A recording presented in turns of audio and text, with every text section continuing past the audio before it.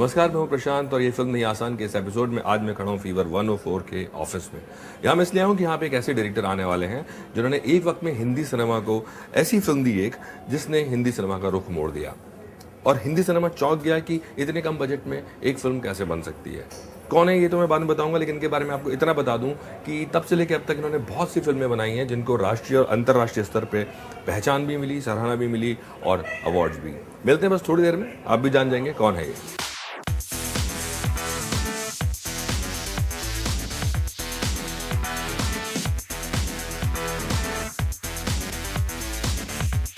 नाम अनुराग पांडे चल रहा है पिक्चर पांडे और इस समय मेरे साथ में मौजूद हैं नागेश अग्नूर। मेरे फादर फिल्मों के बहुत बड़े फैन हैं Okay. और वो हमेशा मुझे अपने साथ ले जाते हैं।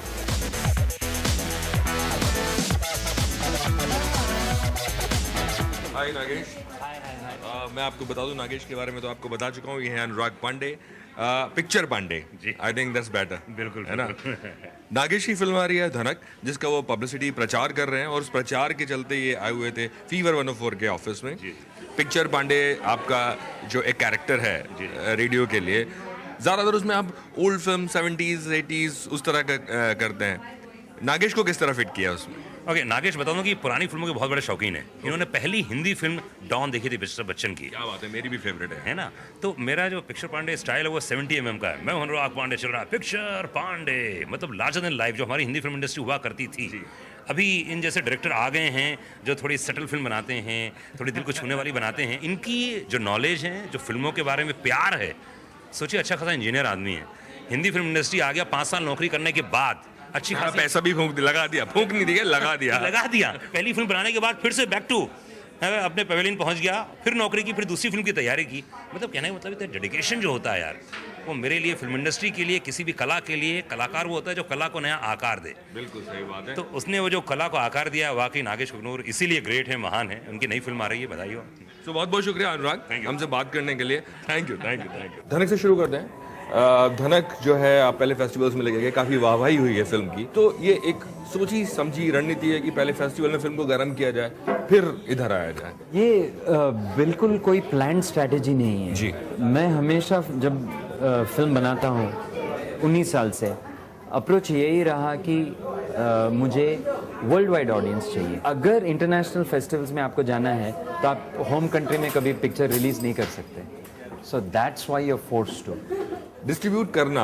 और खासतौर से धनक की अब बात करें अगर हम फिल्म बनाने के बाद, कुछ मुश्किलें आपको आई इसको, या तो फिल्म बनाने से पहले फाइनेंस के लिए या फिर रिलीज करने तक?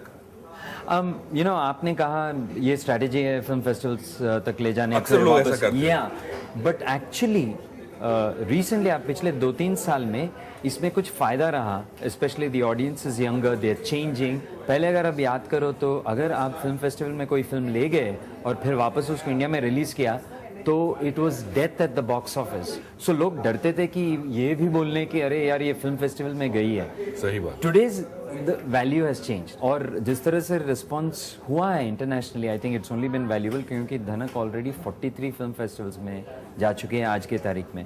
So it's a lot of value. पर इंडिया में obviously coming up for the release, I always say it's my final exam. एक बात बता देता हूँ मैं ऑडियंस को कि कोई भी फिल्म जब आप स्टार लेके बनाते हैं तो आसान होता है ना। हालांकि स्टार मिलना मुश्किल होता है, ये एक अलग कहानी है। बिल्कुल। लेकिन अगर आप एक ऐसी कहानी जिसमें 2 बच्चे हैं और आप उसमें कोई ऐसा मिर्च मसाला नहीं डाल रहे हैं तो थोड़ा सा मुश्किल होता है। थोड़ा क्या, मेरे ख्याल में बहुत मुश्किल होता है। कोई भी फिल्म बगैर स्टार्स के बनाते हो तो ऑटोमेटिकली आपका पास्ट इरेज हो जाता है और लोग कहानी वहीं से शुरू करते हैं। हाँ, तुमने अच्छी फिल्में बनाई पर इसमें स्टार किधर है? आगे बात करते हैं, चलते हैं आपके अगले पड़ाव पे जहां आप जाने वाले हैं।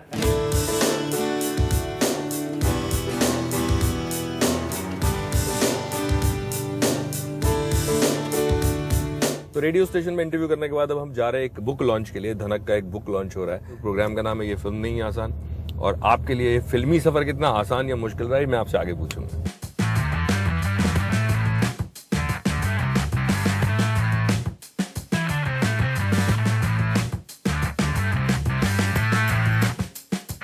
अभी हम पहुंचे हैं क्रॉसवर्ड्स। यहाँ पे इवेंट जो है होने वाला है जहाँ पे धनक की एक किताब बुक लॉन्च होने वाली है।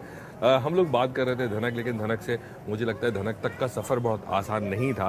तो ये कहीं बचपन से ही था कि मुझे फिल्म डायरेक्टर बनना, या अचानक एक दिन लगा कि यार मुझे ये करना चाहिए? Our house was very liberal, पर मैंने एक्टिवली कभी सोचा नहीं कि ये एक करियर ट्रैक हो सकता है। तो इंजीनियर बन गया, फिर उसके बाद यूएस गया, मास्टर्स की। और जब मैं नौकरी कर रहा था तो पहली बार मेरे मन में ये आया कि क्या मैं सारी ज़िंदगी यही करता रहूँगा, केमिकल इंजीनियर। दैट स्कैर्ड मी। उस वक्त मैंने एक्टिवली अपने आप से पूछा कि मुझे अगर कोई चांस दे तो मैं क्या करूँगा, and the answer was obvious, it was like become a film maker. उस फिल्म में आप एक्टर भी थे और डायरेक्टर भी थे, तो कहीं Producer था। हाँ, प्रोड्यूसर भी थे। तो कहीं ये नहीं था कि मैं एक्टर बनूं, पहले मैं एज एन एक्टर ट्राई करूं, या फिर आपने सोचा कि नहीं एक्टर नहीं, पहले एक्टर और डायरेक्शन दोनों ही करता हूं मैं, ये कहानी मेरे पास है प्रोड्यूसर? सी मैं अटलांटा में उस वक्त रहता था। वेयर हाउस एक्टर्स थिएटर्स करके एक जगह थी जहाँ पे मैंने एक्टिंग सीखना शुरू किया। पर जब एक्टिंग कर रहा था it became obvious to me that I need to be a director. वहाँ पे पहली बार क्लियरली ये मुझे महसूस हुआ कि I can be a director. That was the first time. Short में अगर आप मुझे बताएं कि वो जो आपकी पूरी जद्दोजहद थी या स्ट्रगल था, जब आप हैदराबाद ब्लूज बनाने के बाद उसको थिएटर तक लाने की जो मुश्किल थी। वो एक बहुत बड़ी जर्नी थी। मैं जब फिल्म बनाया ऑनेस्टली मुझे ऐसा नहीं लगा कि इंडिया में एक ऑडियंस हो सकती है ऐसी फिल्म के लिए। मैं फिल्म बनाया और यूएस चल पड़ा। पर जस्ट जब मैं जा रहा था तो इलाई जो मेरे प्रोड्यूसिंग पार्टनर है उसने कहा कि अगर हम बॉम्बे आ गए तो एक स्क्रीनिंग कर लेते हैं। इलाई के कुछ कॉन्टैक्ट्स थे तो हम श्याम बेनेगल साहब के पास पहुंच गए, उनको इनवाइट किया। एक 20-25 लोगों के लिए एक प्रीव्यू लगाया हमने ईरोस मिनी थिएटर में। पिक्चर दिखा के मैं 6 कैन लेके यूएस पहुंच गया और वहाँ पे फिल्म फेस्टिवल्स को बेचता रहा। फिल्म की अच्छी रिस्पांस मिली। फिर इंडिया से संदेश आया कि Bombay film festival MAMI first MAMI होने वाली है, एक सेक्शन है व्यू फ्रॉम अब्रॉड, उसमें we want to include your film. तो तब पैसे भी थे नहीं और मैं बोला मैं आ नहीं सकता। सो दे सेड नहीं, टिकट के पैसे नहीं थे। टिकट के पैसे नहीं थे। सो दे सेड नहीं आ जाओ, हम रीइंबर्स करेंगे। तो मैं इंडिया आया। ऑफकोर्स वो टिकट के पैसे मिले नहीं पर जो मैजिक मामी में हुआ, 3 screenings all packed. They added a 4th screening by public demand, packed, sold out. वहाँ पे समर खान जो एनडीटीवी के साथ था, Samar Khan approached me and he said मुझे एक डिस्ट्रीब्यूटर पता है जो शायद ये फिल्म को पिकअप करें और मैं उनको कॉल करता हूँ। उन्होंने शाम श्रॉफ को कॉल की और शाम Shroff simply said arrange a screening for me.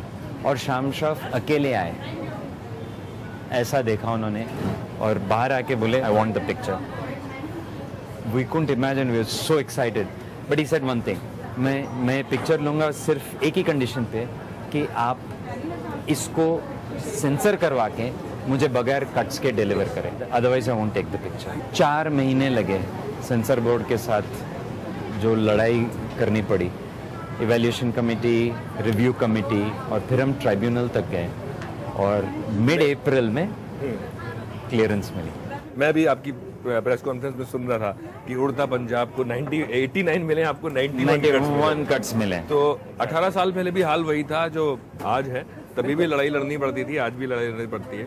अभी बुक लॉन्च के लिए जा रहे हैं नगेश, और बुक लॉन्च के बाद हम वापस बात करें।